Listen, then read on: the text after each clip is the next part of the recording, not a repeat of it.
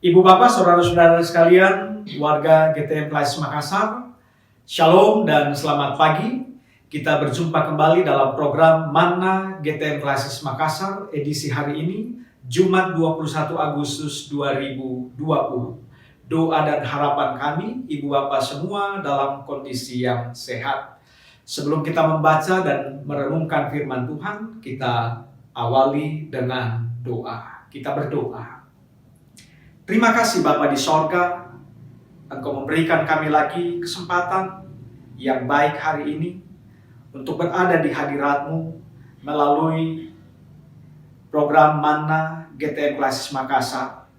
Bahkan Tuhan sudah mengaruniakan kehidupan dan hari yang baru bagi kami. Kami ingin mengawali hari kami dan seluruh aktivitas kami sepanjang hari ini dengan mendengarkan firman-Mu. Kami memohon Tuhan mengaruniakan kami hikmat, dan di dalam Roh Kudus kami dituntun untuk dapat memahami firman-Mu sehingga menjadi pedoman dalam kami menjalani kehidupan baik hari ini maupun dalam sepanjang waktu hidup yang Tuhan masih karuniakan. Kami berdoa di dalam nama Yesus Kristus, firman yang hidup. Amin. Jemaat yang dikasihi Tuhan, mari kita buka Alkitab kita dan kita membaca Yesaya pasal 1 ayat yang ke-17. Firman Tuhan, belajarlah berbuat baik, usahakanlah keadilan, kendalikanlah orang kejam, belalah hak anak-anak yatim, perjuangkanlah perkara janda-janda. Amin. Sebelum kita merenungkan firman Tuhan, saya ingin menyanyikan sebuah lagu yang tentu sudah sangat populer bagi kita. Hidup ini adalah kesempatan.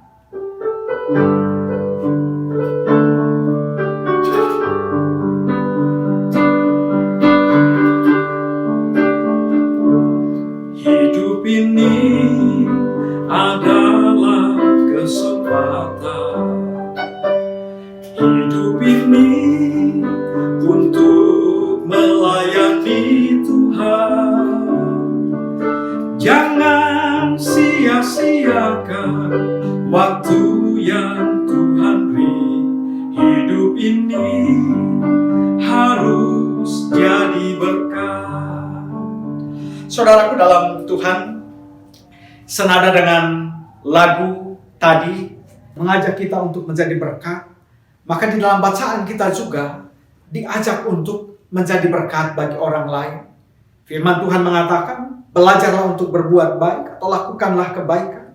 Usahakanlah keadilan, kendalikanlah atau tegurlah, nasihatilah orang yang kejam. Belalah hak-hak orang yatim atau anak yatim serta perjuangkanlah janda-janda.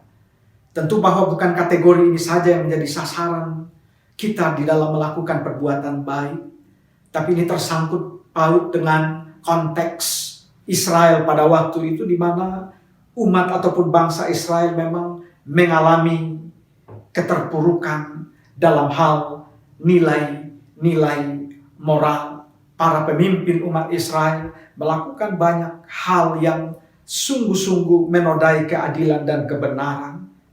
Kalau kita lihat dalam konteks ini secara keseluruhan, para pemimpin dikatakan mereka menerima suap, hak anak yatim piatu, janda itu tidak diperhatikan. Bahkan diibaratkan keadilan dan kebenaran itu sudah mati. Saudara-saudara yang dikasihi Tuhan, Tuhan menginginkan keadilan dan kebenaran diwujudkan dalam kehidupan umatnya. Mengapa bangsa Israel hingga dibuang ke bangsa asing? Salah satu penyebabnya adalah mereka mengabaikan keadilan dan kebenaran. Sebab itu firman Tuhan ini adalah suatu prinsip hidup baru yang disampaikan kepada kita. Melakukan perbuatan baik, melakukan keadilan, dan orang-orang yang kita layani itu adalah orang-orang yang terpinggirkan. Orang-orang yang tidak memiliki pengaruh atau orang-orang yang terabaikan. Sebab kadangkala atau malah seringkali banyak orang mau melakukan hal yang baik, tetapi kepada orang-orang tertentu saja, kepada orang yang kaya, kepada orang yang berpangkat, kepada orang yang punya pengaruh. Sebab mereka mendapatkan imbalan-imbalan, mungkin bukan secara materi, tetapi ada keuntungan-keuntungan, apakah itu relasi, koneksi, ataupun juga hal-hal yang lebih bergengsi. Kalau misalnya kita lihat di FB ataupun medsos, misalnya ada orang yang mengalami kecelakaan atau ditimpa kemalangan. Ketika orang itu adalah orang cantik, orang gagah, atau orang terkenal, maka banyak komen yang masuk yang menyatakan kepedulian ataupun simpati. Tapi kalau misalnya itu adalah orang-orang yang biasa-biasa saja, orang yang tidak terkenal, maka seringkali simpati itu sangat sepi kita lihat di dalam komen ataupun di dalam medsos. Nah, saudara-saudara, berbuat sesuatu kepada orang-orang yang terabaikan, yang terpinggirkan, orang-orang yang kecil, mungkin hanya sedikit orang yang mau, karena tidak ada sesuatu yang didapatkan dari mereka.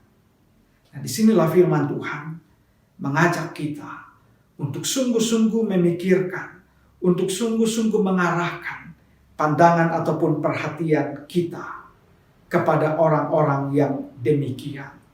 Memang dalam konteks bacaan ini, pertama-tama yang ditegur adalah para pemimpin.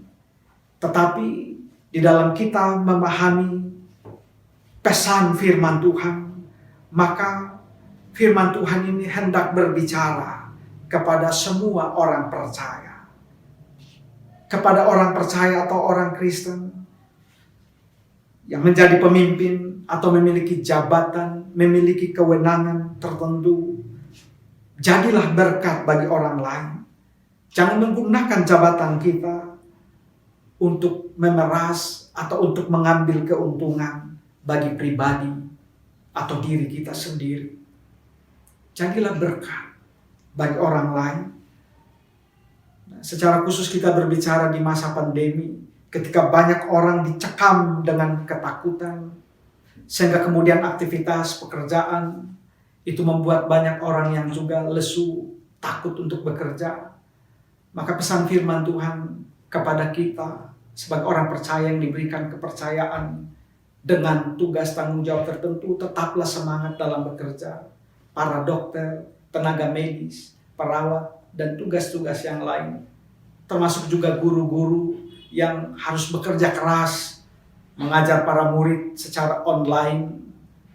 Bahkan tidak jarang juga harus melayani murid secara tatap muka bagi mereka yang tidak punya Android ataupun alat untuk belajar secara online. Tentu itu menimbulkan kesibukan dan juga pergumulan-pergumulan yang baru. Tetapi tetaplah semangat, tetaplah mengerjakan tugas, tetaplah menjadi berkat bagi orang lain, sebab itu adalah panggilan kita.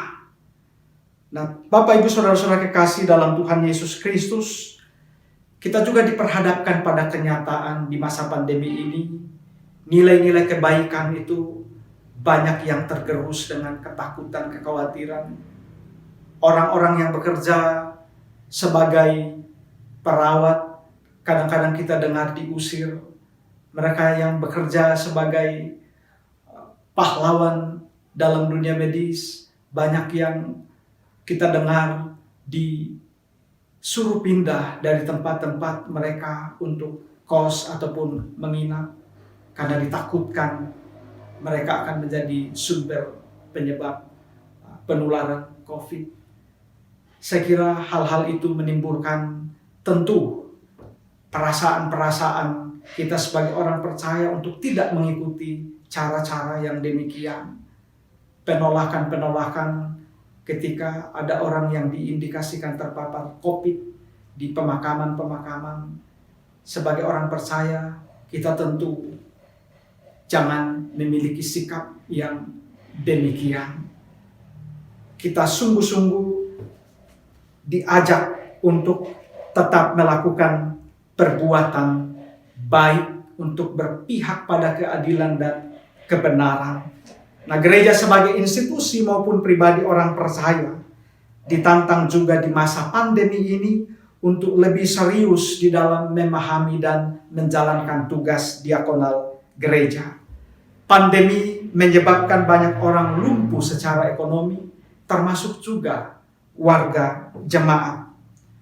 Namun tentu bahwa ada orang-orang tertentu yang lebih terpuruk lagi di dalam mengalami kelumpuhan secara ekonomi. Dan disinilah kita saling peduli ibu bapak. Kita saling memberikan kesempatan untuk menerima bantuan. Kadang-kadang banyak orang memanfaatkan situasi seperti ini. Secara ekonomi sebenarnya mereka cukup. Secara ekonomi sebenarnya mereka berdaya. Tetapi mereka juga mengajukan diri untuk ramai-ramai, ribut-ribut sebagai penerima bantuan, entah itu dari gereja ataupun instansi pemerintah dan yang lainnya.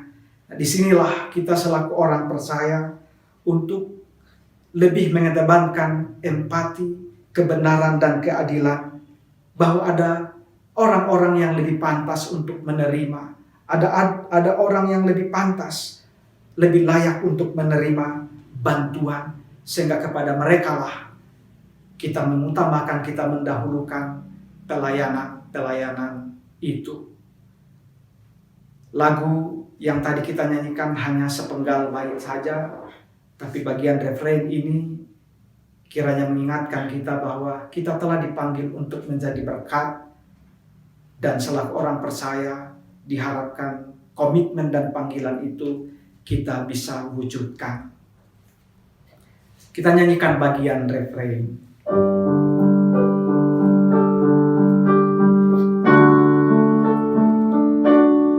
Oh Tuhan, pakailah hidupku selagi aku masih kuat. Bila saatnya nanti ku tak berdaya lagi, hidup ini sudah jadi berkat. Amin firman Tuhan. Mari kita berdoa. Terima kasih Bapa di sorga, kesempatan yang Tuhan masih berikan bagi kami untuk mendengar dan merenungkan firman. Dan kami diingatkan panggilan ataupun amanat hidup kami sebagai orang percaya untuk melakukan kebaikan, menciptakan keadilan, dan memperhatikan orang-orang yang terpinggirkan di sekitar kami. Kami sungguh memberikan diri kami untuk Tuhan pakai dan Tuhan mampukan, sehingga kehadiran kami di tengah-tengah dunia ini, terlebih di mana Tuhan tempatkan kami, akan senantiasa boleh menjadi berkat bagi orang lain, entah itu di dalam jemaat, di dalam keluarga, di dalam lingkungan bertetangga di mana kami berada, lingkungan masyarakat di mana kami tinggal, bahkan juga kami wujud nyatakan di dalam panggilan-panggilan tugas kami sebagai orang-orang yang Tuhan tempatkan di bidang-bidang pekerjaan dan pelayanan tertentu. Tuhan berkati dan lindungi seluruh umat-Mu, jemaat-Mu, baik yang ada di Klasis Makassar ini maupun Gereja Toraja Mamasa, bahkan seluruh umat manusia yang mengalami pandemi ini. Tuhan tetap memberikan kami semangat, sehingga dalam menjalani kehidupan, topangan Tuhan akan membuat kami selalu kuat dan tidak pernah kehilangan harapan.